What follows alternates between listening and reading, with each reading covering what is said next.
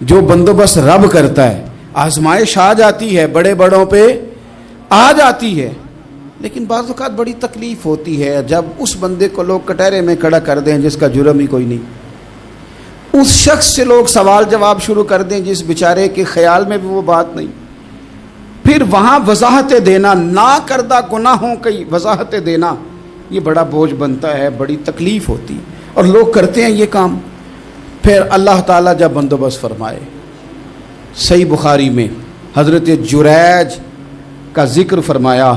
جریج نفل پڑھ رہے تھے, ماں نے آواز دی, وہ آ نہیں سکے, نماز میں تھے, ماں ناراض ہو گئی. اس نے ہاتھ اٹھا کے کہا اللہ یہ اتنی دیر تک مرے نہ جب تک کسی بری عورت کا منہ نہ دیکھ لے. کسی اور کی دعا کے لیے سند نہیں ہے کہ وہ تیرے حق میں ضرور قبول ہوگی, لیکن ماں باپ کی دعا کے لیے میرے نبی پاک نے سند بیان کی ہے. سید عالم صلی اللہ علیہ وسلم فرماتے ہیں جب بھی ماں باپ اولاد کے لیے ہاتھ اٹھاتے ہیں رب ضرور قبولیت کا شرف عطا کرتا ہے. تو جہاں سند موجود ہے نا, کچھ افتتاح ابا جی سے بھی کرا لینے چاہیے, کچھ کام شروع کرنے سے پہلے صرف اماں سے ہی دعا کرا لینی چاہیے. یہ والا افتتاح بھی بڑے کام کا ہے کیونکہ یہاں سند بیان کر دیا میرے نبی کریم. تو جناب جریج کی ماں ناراض ہو گئی, کہنے لگی اللہ اس نے میری بات نہیں سنی. اب تھے تو وہ نیک, لیکن رب کریم کی حکمت کا تقاضا ہے, ماں کی دعا کو بھی قبول کرنا تھا. اللہ نے آزمائش میں مبتلا کر دیا. والدہ تو چلی گئیں, وہ ایک خیمے میں, ایک کٹیا میں, ایک جھونپڑی میں عبادت کرتے تھے, اللہ کو یاد کرتے تھے, رب رب کرتے تھے, اور لوگ ان کی بڑی تعریف بھی کرتے تھے. لوگ ان کے ارادت مند بھی تھے, عقیدت مند بھی تھے, اہل محبت بھی تھے. ایک عورت آ گئی, بس وہ اللہ کی حکمت پوری ہونی تھی. اس نے آ کے پہلے تو انہیں اپنی طرف مائل کرنا چاہا, جب نہ مائل ہوئے تو الزام لگا دیا. یہ ہمارے دور کا تقاضا ہے, لوگ پہلے آپ کو اپنے حق میں قائل کرتے ہیں, اپنی فرما برداری میں لانا چاہتے ہیں. اگر آپ نہیں آتے تو پھر وہ آپ کو مجرم قرار دے دیتے ہیں, یا میرے ساتھ چل ورنہ پھر میں تیرے خلاف پراپوگنڈا کروں گا. دو ہی باتیں. پہلے اس نے قائل کیا, جب جناب جنیج قائل نہ ہوئے تو اس نے قریب ایک چرواہا تھا, اس چرواہے کے ساتھ جا کے منہ کالا کیا. مقررہ وقت پہ بچہ پیدا ہو گیا. لوگوں نے کہا کس کا ہے؟ کہنے لگی اس خانقاہ میں, اس حجرے میں عبادت کرنے والے کا ہے. اگر کسی دیندار پر ذرا سا بھی الزام لگ جائے تو آپ یقین کریں کہ بڑے بڑے خوفناک لوگ بھی نیک ہو جاتے ہیں. جن کا اپنا سارا ماضی کالا سیاہ ہو وہ بھی اجالوں کے راہبر بن جاتے ہیں. جن کی اپنی زبانیں ساری زندگی آلودہ رہی ہوں وہ بھی بڑے بڑے اعلیٰ سچ بولنے لگتے ہیں. اعلیٰ کچے میرے مکان کی دیوار کیا گری, لوگوں نے تو میرے صحن میں رستے ہی بنا لیے. بڑے لوگ آ جاتے ہیں, پھر بڑا کچھ کرتے ہیں اور بڑے بڑے خوفناک جملے کستے ہیں. بس کو نقطہ جو ہاتھ آ گیا, ایسے جیسے گرنے کا انتظار کر رہے تھے. اب جناب لوگ اٹھے, احتجاج شروع ہو گیا, شور پڑ گیا. یہ بابا بڑا نیک بنتا تھا, نفل پڑھتا تھا, عبادتیں کرتا تھا, دیکھو اس کا حال کیا ہے کہ اس نے ناجائز بچہ پیدا کیا. بغیر تحقیق کے میں کہہ چکا ہوں کہ الجھے الجھے بکھرے بکھرے روز و شب دیکھے گا کون, لوگ تیرا جرم دیکھیں گے, سبب دیکھے گا کون. لوگ تیرا جرم دیکھیں گے, سبب کوئی غور نہیں کرتا کہ وجہ کیا تھی. او بھائی کچھ تو مجبوریاں رہی ہوں گی, یوں ہی کوئی بے وفا نہیں ہوتا. الزام لگا دیا, شور ہوا, احتجاج ہوا, دنیا کٹھی ہوئی, ان کا انہوں نے حجرہ گرا دیا, مارا بھی, پیٹا بھی, ایک نیک آدمی کو بدنام بھی کیا, برا بھلا بھی کہا, گالیاں بھی دی, جو کر سکتے تھے کیا. اب جب سزا دینے لگے نا تو جناب جریج کہنے لگے تھوڑی سی اجازت دیتے ہو, مار تو تم نے دینا ہی ہے. کہا جناب ٹھیک ہے دیتے ہیں. انہوں نے کہا صرف 2 نفل پڑھنے ہیں. اب وہ نفل پڑھ رہے تھے تو لوگ اس وقت بھی کہہ رہے تھے فراڈ ہی کر رہا ہے, دھوکہ ہی دے رہا ہے. چونکہ ذہن بن گیا نا, بدگمانی آ گئی. انہوں نے 2 نفل پڑھ کے ہاتھ اٹھائے, کہا اللہ جانا تو میں نے ہے, پر اس رسوائی کے ساتھ جنازے تک نہیں خراب ہو جاتے, قبریں تک نہیں لوگ بدنام کر دیتے. کہ اللہ جانا تو ہے, پھر اس رسوائی کے ساتھ تو میری مدد فرما. اب تو میرا کیس تیری ہی عدالت میں ہے, تو رحمت کا دروازہ کھول. ہاتھ اٹھائے, دعا مانگی, نفل پڑھے, پورے مجمع پہ نظر دوڑائی, کوئی نہیں تھا سپورٹ کرنے والا. کل تک جو کہتے تھے نا تیرے لیے جیئیں گے, تیرے لیے مریں گے, ساری عمر ہی آٹا گدا ہے. لکھاں کیتے نہیں پیڑے, اب وقت آیا تے محمد بخشا کوئی نہیں ہو بیٹھا نیڑے, ایک بندہ بھی نہیں تھا, ووٹر سپورٹر ساتھ دینے والا کوئی نہیں تھا. تو جناب جنید بچے کی طرف اشارہ کر کے کہنے لگے کوئی نہیں بول رہا, تو ہی بول کے بتا دے تیرا باپ کون ہے, تو ہی بول کے بتا دے کون ہے. اللہ اکبر. میرا رب جب چاہے تو بچے بولتے ہیں, رب چاہے تو گونگے بولتے ہیں, رب جب چاہے تو پھر پتھر بھی بولتے ہیں. جب کہا نا تو ہی بتا تو بچہ بولا, اور بول کے کہنے لگا میرا باپ جریج نہیں, میرا تو وہ ہے جو بکریاں چرانے والا ہے, وہ میرا باپ. جب رب کریم نے توفیق دی تو بچہ بول پڑا. جب رب بندوبست کرتا ہے کسی کی عزت کی حفاظت کا تو پھر کوئی اسے رسوا کر سکتا. یاد رکھنا جب رب محافظ ہو تو پھر لوگوں کا پراپوگنڈا وہاں کچھ کر سکتا. لوگ کئی دفعہ بڑا گہرا جال بنتے ہیں, سازش کا رنگ بڑا گہرا ہوتا ہے, عام سادے آدمی اس کو سمجھ نہیں پاتے, اس پراپوگنڈے کا حصہ ہو جاتے ہیں, انہیں پتہ ہی نہیں چلتا یہ بات دراصل کیا کی جا رہی ہے. یہ کتنی گہری حسد کی آگ ہے جس کو لوگ بغض کے ساتھ ہوا دے رہے ہیں, اپنی عداوت کے ساتھ اس کو زیادہ جلا رہے ہیں. حضرت سیدنا عائشہ صدیقہ رضی اللہ تعالیٰ عنہ بیان کرتی ہیں, اور لطف کی بات یہ بھی بخاری میں موجود ہے. میں نے جناب جنید کا قصہ عرض کیا تو بخاری سے, یہ عرض کر رہا ہوں تو بخاری سے. یہ واقعہ میں حضور کی امت کے کسی ولی کا بیان کرتا تو لوگوں نے کہنا تھا ہماری سمجھ میں نہیں آتا. بعض لوگوں کا خیال ہے کہ داتا صاحب کی کرامت بھی نبی پاک کی بیان کریں. او خدا کے بندوں کو خیال کرو, داتا صاحب تو کئی سو سال بعد آئے ہیں, وہاں اگر کوئی کرامت ہوگی تو حضور بیان کریں گے. اگر نبی کریم نے پچھلے بنی اسرائیل کے ولیوں کی کرامتیں بیان کر کے تمہیں بتائی ہیں تو اس کا معنی یہ ہے کہ اگر وہاں اللہ یہ شان عطا کر سکتا ہے تو تم تو امتوں کی سردار امت ہو, ان پر تو نیرا فضل ہے, تم پر تو رب کا فضل کبیر ہے. تو بس لوگ سمجھنے کو تیار نہیں, پچھلوں کی مان لیتے ہیں. جناب آصف بن برخیہ کی کرامت جو سورہ نمل میں آئی وہ تو مانیں گے, پر غوث پاک کی کرامت یہ پتہ نہیں عجیب فلسفہ ہے, اور کس طرح کا فلسفہ ہے یہ سمجھ سے بالاتار ہے کہ بنی اسرائیل کا کوئی ولی ہو تو اس کی کرامت ہو سکتی ہے, اور نبی پاک کی امت کا ہو تو اس کی ہو ہی نہیں سکتی. کیا معنی ہے اس بات کا؟ اور لوگ ہیں کہ داد و تحسین دے رہے ہیں, واہ واہ کر رہے ہیں. اللہ تعالیٰ سمجھنے کی توفیق عطا فرمائے. حضرت عائشہ صدیقہ رضی اللہ تعالیٰ عنہ فرماتی ہیں ایک عورت تھی اور اسے نبی پاک صلی اللہ تعالیٰ علیہ وسلم نے وہ کلمہ پڑھ کے مسلمان ہوئی, مدینہ طیبہ آ گئی تو حضور نے مسجد نبوی شریف میں اس کے لیے مکان, ایک سادہ سا کمرہ ساتھ مسجد کے بنوا دیا, وہیں رہنے لگی. اکثر وہ سیدہ طیبہ کے پاس آتی تو حضرت عائشہ صدیقہ رضی اللہ تعالیٰ عنہ فرماتی ہیں وہ بڑی باتیں سناتی اور آخر میں کہتی وہ ہار والا دن بھی بڑا عجیب دن تھا, اور میرے رب کی قدرتوں کا دن تھا, وہ بھی بڑا عجیب دن تھا. سیدہ عائشہ صدیقہ رضی اللہ تعالیٰ عنہ ایک دن فرمانے لگی کہ تو ہار والے دن کا بڑا ذکر کرتی ہے, وہ کیا دن تھا؟ تو خاتون کہنے لگی اماں جی وہ دن تھا جب میرے رب پر بھروسہ اور مضبوط ہو گیا, جس دن میرا اپنے رب پر توکل اور بڑھا, میرے ایمان میں یقین میں اور پختگی آئی. کہنے لگی میں ایک گھر کی کنیز تھی, نوکرانی تھی, اس گھر میں ایک بچی تھی جس کے پاس سونے چاندی ہیرے جواہرات کا ہار تھا. اس زمانے میں نا چمڑے کے اوپر لوگ ہیرے جواہرات لگاتے تھے, کئی دفعہ سرخ رنگ کے چمڑے پہ لگائے جاتے تھے. وہ بچی پہنتی تھی تو کہتی ہوں بچی کے اس نے اتار کے رکھا یا اس سے گرا وہ ہار تو چیل اسے اٹھا کے لے گئی گوشت سمجھ کے, اور میرے سامنے اٹھا کے لے گئی. گھر والوں نے مجھ سے پوچھا, یہ بخاری میں موجود ہے, گھر والوں نے پوچھا مجھ سے کہ وہ ہار کہاں ہے, تو میں نے کہا چیل اٹھا کے لے گئی.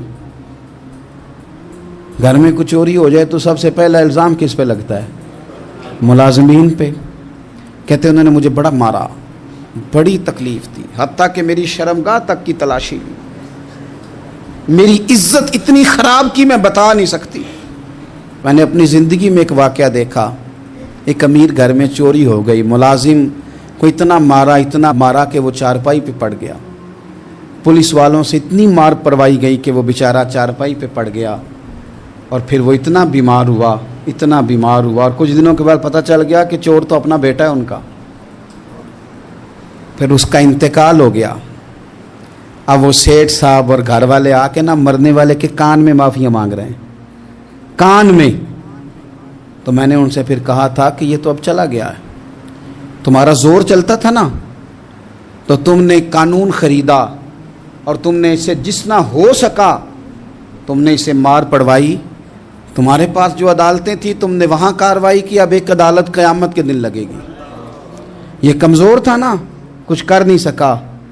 میرے نبی پاک صلی اللہ علیہ وسلم نے فرمایا سن لو، اگر سینگ والی بکری نے بغیر سینگ والی بکری کو تکلیف دی ہوگی نا تو قیامت کے دن اسے بھی بدلہ دینا پڑے گا کہ تیرے پاس سینگ تھے اور تو نے اسے مارا تھا۔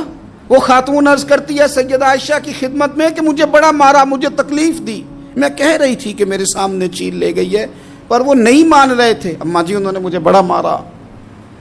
حضرت عائشہ صدیقہ کہتی ہیں پھر کیا ہوا؟ کہنے لگی اماں جی جب کوئی میرا مددگار نہ رہا، مجھے تکلیف دے رہے تھے، رسوا کر رہے تھے، تو میں نے اپنے رب سے مدد چاہی، میرے رب کی طرف میں نے توجہ کی، میں نے کہا مالک اب تو ہی میرا مددگار ہے۔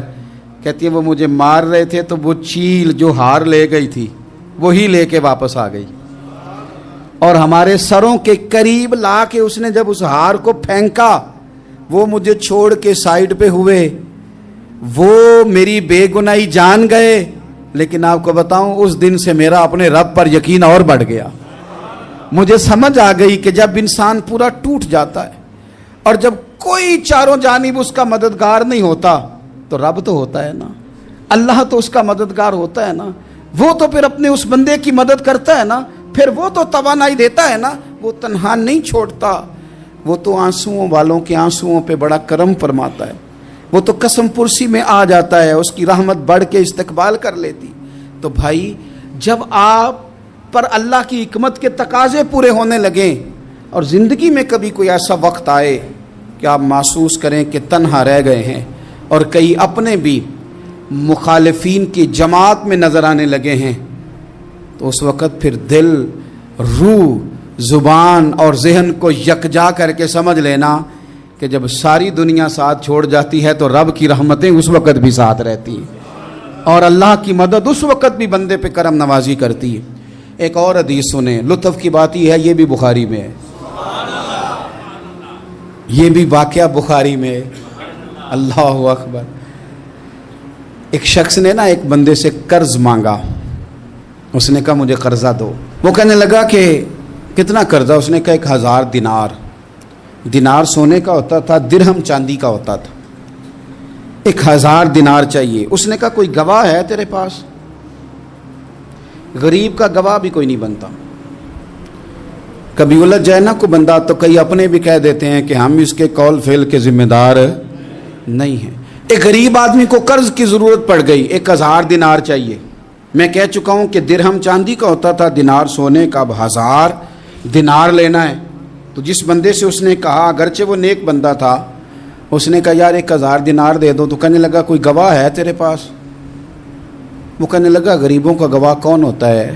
ہاں ایک گواہ ہے۔ کہا کون؟ کہا میرا رب، وہ تیرے اور میرے بیچ گواہ ہے۔ اس نے کہا کوئی کفیل، اگر تو پیسے نہ دے سکے تو وہ بعد میں دے دے، یا تجھے کچھ ہو جائے تو وہ دے دے۔ اس نے کہا کفیل بھی میرا اللہ ہی ہے، میرے پاس اگر ہے تو رب کریم کا نام ہے، اگر اعتماد کر سکتا ہے تو کر لے۔ بندہ نیک تھا، اس نے کہا رب کے نام پہ، رب کی کفالت پہ، اللہ کو گواہ بنا کے میں تیار ہوں تجھے 1000 دینے کو۔ اس نے 1000 دینار دے دیا، وقت واپسی کا طے ہو گیا، وہ چلا گیا پیسے لے کے۔ اس نے پوری محنت کی کہ میں نے وقت پہ پیسے لوٹانے، پوری محنت بھی کر لی، اللہ نے مدد بھی کر دی، پیسے بھی اس تاریخ کو اسے مل گئے۔ بعض لوگوں کا تو لوٹانے کا دل ہی نہیں نہ ہوتا۔ فرمایا حدیث پاک میں کہ تو لوٹانے کا ارادہ کر، رب تیری مدد بھی فرمائے گا۔ لیکن یہاں بہت سارے لوگ کہتے ہیں خیر ہے، ارادہ ہی نہیں، تو پھر جس طرح کا بندے کا گمان ہو رب بھی اسی طرح کا معاملہ فرماتا ہے۔ اس نے پیسے جمع بھی کر لیے اور واپس دینے کو تیار بھی ہو گیا، لیکن رستہ بحری جہاز کا تھا، کشتی کا تھا، دریا کے رستے واپس آنا تھا۔ اب وہ جب آ گیا دریا کے کنارے تو بڑی کوشش کی، پر وہاں اسے کوئی کشتی نہیں ملی۔ وقت پہ پیسے لوٹانے ہیں، سفر کرنا ہے، اب سواری میسر نہیں ہے۔ سوچ سوچ کے پریشان تھا کہ میں نے تو اللہ کے نام پہ لیے۔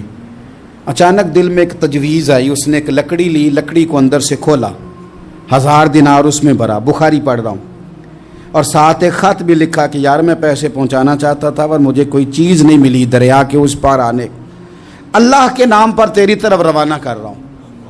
اور یہ کہہ کہ وہ لکڑی دریا میں رکھ دی، وہ لکڑی ڈوب گئی ہے، واپس آ گیا۔ وہ جس نے پیسے لینے تھے وہ عین مقررہ وقت پر دریا کنارے آیا، صبح سے سر شام تک اس نے انتظار کیا۔ دل ڈھلنے لگا تو دل میں خیال آ گیا کہ یار نہیں، اس نے دینے ہی نہیں، جھوٹا وعدہ کر گیا، پہنچا ہی نہیں وقت پہ۔ اب جب واپس لوٹنے لگا تو اچانک دریا میں ایک لکڑی تیرتی ہوئی دکھائی دی۔ کہنے لگا لے جاتا ہوں، شام کو روٹیاں پکانے کے کام آئے گی، ایندھن بنا کے جلا لوں گا، ہنڈیا پک جائے گی۔ لکڑی اٹھا کے جلانے کے لیے گھر لایا، گمان تھا کہ وہ نہیں آیا وعدہ کر کے، اللہ کو کفیل اور وکیل بنا کے اور گواہ بنا کے پھر بھی نہیں آیا۔ لکڑی لے کے گھر گیا، بخاری ہے، اور جب اس کو چیرا نہ کہ میں اس کی آگ جلاؤں گا، کھولا تو اندر سے 1000 دینار بھی نکل آیا، خط بھی نکل آیا۔ اب ذرا سمجھنا، اس کے دل میں بات کس نے ڈالی کہ تو لکڑی میں پیسے ڈال دے؟ اللہ نے۔ اس بندے کو مقررہ وقت پہ کنارے بھیجا کس نے؟ لکڑی صرف اسی کے ہاتھ آئی تو یہ بندوبست کیا کس نے؟ اللہ نے۔ گھر جا کے چیری تو پیسے بحفاظت اس تک پہنچائے کس نے؟ تو پھر ہمیں بھی توجہ اللہ کی جانب ہی کرنی چاہیے، ہمارے پہ دل کی توجہ رب کی طرف ہی ہونی چاہیے نا، ہمیں ادھر ادھر جانے کی، دیکھنے کی، بندوں پر غور کرنے کی ضرورت کیا ہے؟ وہ پیسے پہنچ گئے، یہ وہاں اپنی جگہ پہ پریشان تھا، اس نے 1000 دینار اور جمع کیا۔ پھر دوبارہ ایک دن دریا کنارے آیا، کشتی مل گئی، بیٹھ کے اپنے اس بھائی کے پاس آیا، کہنے لگا دیکھنا مجھ پر بدگمان نہ ہونا، پیسے اس تاریخ کو بھی جمع کر لیے تھے، دریا پہ آیا تھا پر کشتی نہیں ملی تھی، پھر میں نے نا لکڑی میں ڈال کے خط ڈال کے تیری طرف بھیج بھی دیے تھے، لیکن آج میں پھر لے کے آ گیا ہوں۔ وہ کہنے لگا خوش ہو جا، جس رب کو تو نے میرا اور اپنا گواہ بنایا تھا اس رب نے میرے تک پہنچا بھی دیے ہیں۔ جب لوگ اللہ کو گواہ بناتے ہیں، رب کی جانب اپنی توجہ کرتے ہیں، اپنی چاہتوں، خواہشات اور اپنی ساری چٹھیاں اپنے رب کریم کی رحمت کی طرف روانہ کرتے ہیں، پھر اللہ اپنے بندوں کو مایوس نہیں کرتا، اللہ اپنے بندوں کو نواز دیتا ہے، اللہ تبارک و تعالیٰ اپنے بندوں پہ کرم نوازی کرتا۔ او سنگیو، ساری امیدیں سیٹھوں، نوابوں، دنیا داروں سے کیوں وابستہ کرتے ہو؟ ساری توجہات کا مرکز کیوں ان لوگوں کو بناتے ہو جو تمہیں دنیا میں مضبوط نظر آتے ہیں؟